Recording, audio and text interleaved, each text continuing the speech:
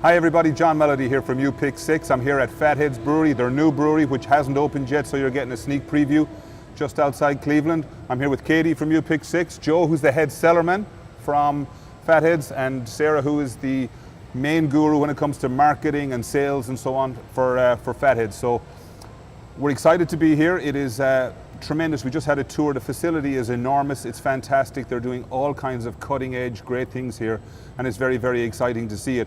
Sarah will tell you a little bit about the history of Fatheads here in a second, which is from where they were and to where they came is a great story. So Sarah, you go right ahead.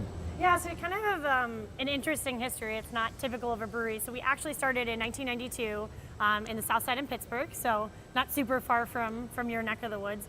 And Glenn and Michelle Benigni built our original location, which was a bar. It's actually still there today and still a functioning Fatheads bar.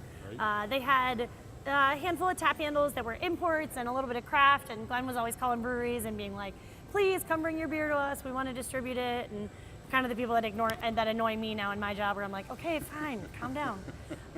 But had a ton of success. Fatheads grew to be very popular. They celebrated their 25-year anniversary there last year. And so then Matt Cole, our head brewmaster, actually went to the University of Pittsburgh, so he spent a lot of time as a regular at the Fatheads Saloon. He used to bring his home brew in, and all the other regulars would try it, and he brewed some beer. And he got to know Glenn through that. Matt went on and brewed at a couple different places, and then ended up wanting to move back to Ohio and open up his own space, and he found the building that's our pub in North Olmsted, which is a massive, I think it's like 7,000 square foot restaurant that we now built. And he was trying to find out what he was going to do with it. He wanted to build a brewery called Aviation Ale Works because it's really close to the airport. We're actually still really close to the airport. And he called Glenn because Glenn was a restaurateur and he knew what he was doing and knew good beer. And so he's like, will you come out, check out my space, tell me if what I'm doing is crazy, like help me out here. And Glenn was like, sure, I'll come check it out. Glenn drove into Pittsburgh, saw the space, and was like, no, man, you have great beer. I know you know what you're doing. Why don't we partner and make it as a Fatheads, and we can start to brew beer, because Glenn always kind of wanted his own beer. So then in 2009, we built the brew pub in North Olmsted. That year we won our first national IPA competition, which is a competition on the West Coast. It had never been won by any brewery not from the West Coast. So that was like a really fun experience. And we won a GABF medal the following year. I think, no, maybe 2009 might have been the first GABF medal as well. So very quickly, Matt and Glenn kind of realized that it was more than just a brew pub, and they wanted to do more than just that. So fast forward 3 years, in June of 2012, we opened our old production facility, which is just a mile down the road behind us. And that was a little 19,000 square foot brewery. I actually remember, I didn't work for Fatheads at the time, but I remember coming and seeing the space when Matt was kind of building it up. And I remember him telling me he never imagined how he was going to fill that space, like how he could make that much beer. And lo and behold, 5 or 6 years later, and we grew out of that space real fast. So we were there about 5 years. We grew out of that space. We had started building this facility in July of 2017. So we just eclipsed the year a little bit ago, and now we're getting ready to launch kind of the mothership that is now Fatheads. So it's been a nice little journey. Story, for sure. Tell us a little bit about your core brands and what you guys are really known for. Yeah, I should have all of them out here, but we're selling all the beer we can make right now, so there's not a lot laying around, which is a great problem to have. But we have 3 core brands. So our flagship beer for sure is Headhunter, which is our IPA. It's one of our most award-winning beers. It's won 2 GABF medals, a handful of World Beer Cup medals, the National IPA competition. It's a big, hoppy, resinous, 7.5%, 87 IBU, West Coast style IPA. It's a beautiful beer. But Bumbleberry, which is the beer you guys are featuring and the beer we're going to drink today, is kind of it kind of came out of the cracks for us and ended up being just almost as big as Headhunter, which is great. So that's our second flagship. We kind of have the benefit of having 2, and Bumbleberry is our 5.5% or 5.3% honey ale that's brewed with blueberries. So you just get this like really nice effervescent, like beautiful fruit beer. But I think the thing that's most special about Bumbleberry compared to other fruit beers is when it finishes, it just finishes like a beer and you walk away and it's delicious. You don't get that like cloyingly sweet, syrupy fruit flavor. It's like a really nice balanced beer. And then our third flagship beer is our smaller brand is Sunshine Daydream, which I think is a staff favorite here at the brewery. It's our session IPA, 4.9%, really tropical fruit flavors to it, a little floral, but just you get the big aroma of a big IPA from Sunshine, but it's a really drinkable beer. So I think we all like to drink Sunshine at the end of the day because you can have like 3 of those as opposed to like 1 Headhunter and you gotta go home because nobody's having more than 1 of those. So that's kind of our core portfolio at this point. I think as we grow and as this new facility goes off the line, then maybe if you guys come back next year, we might have 5 core beers. I don't know. It might be a whole different world by then. Well, you know, if we're invited back, we will come back. You know that. Yeah. So, yeah. And here on my left shoulder is Joe. Joe is the head cellarman of Fatheads Brewery. So, Joe, take it away. Tell us what a cellarman does. So the way I like to describe people, because most people don't know what a cellarman does, is the beer is brewed on the day and it's packaged on the day.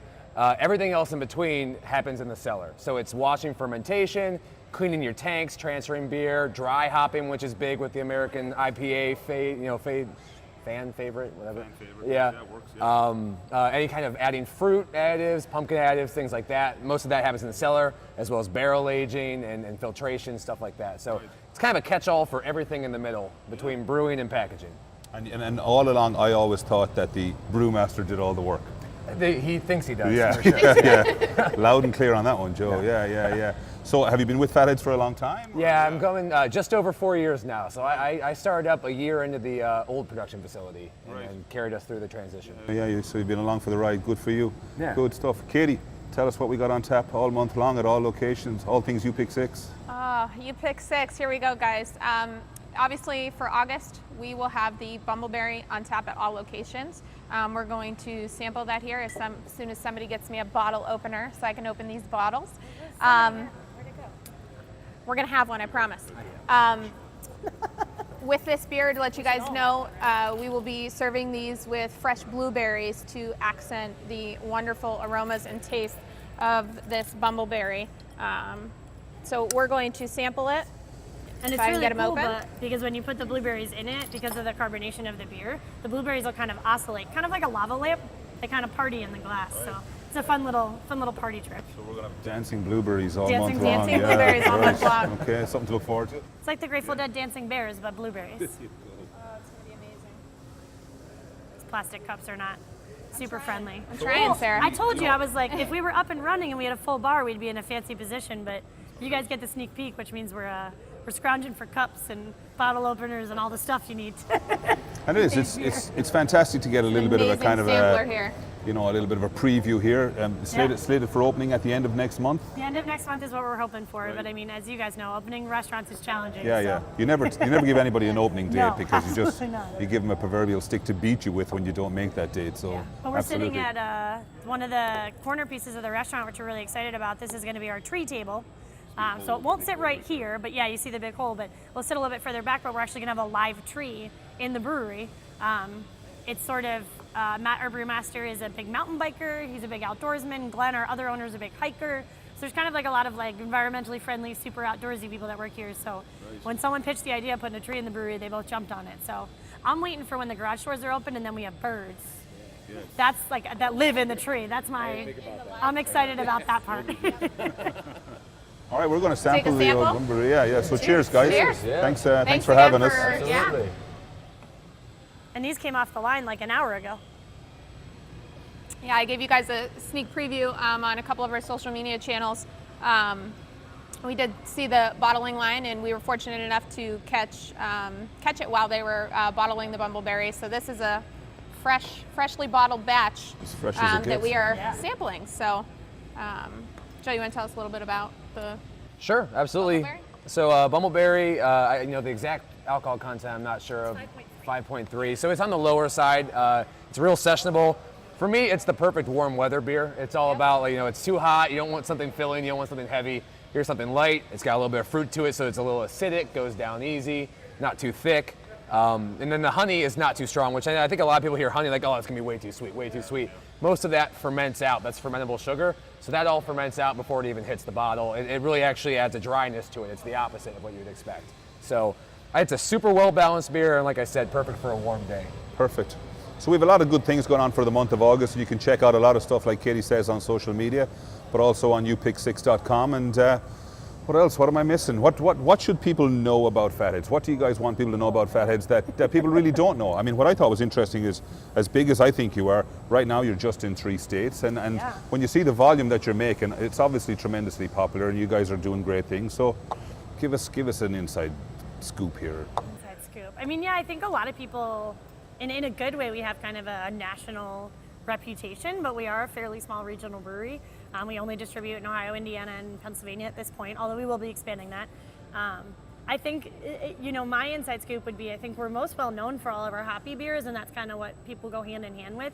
But I think Matt's recipes and our brewers make some of the best German beers out there Germans right and now. Belgians, yeah, we we make excel at both. beautiful. Didn't all your equipment come from Germany?